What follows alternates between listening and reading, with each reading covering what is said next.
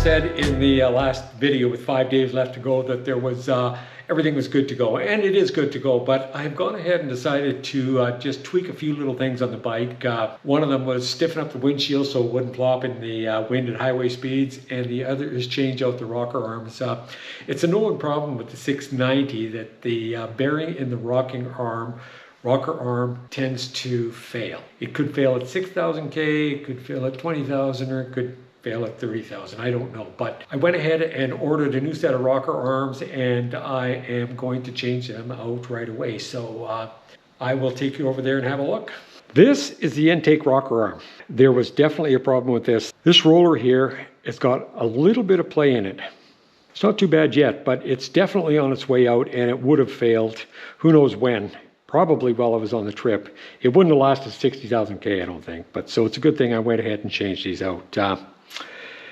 This is a new one here, and there's no play whatsoever in that. It is rock solid, so that's going to be put back in. This was the exhaust one that I took out, and there is no play in that. So that one probably would have been okay, but I went ahead and changed it anyway.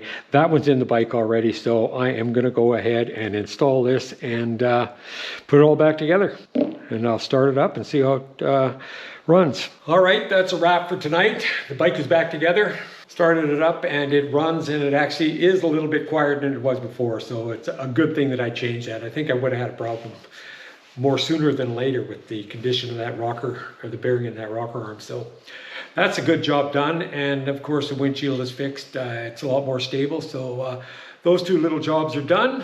So that will be it for tonight.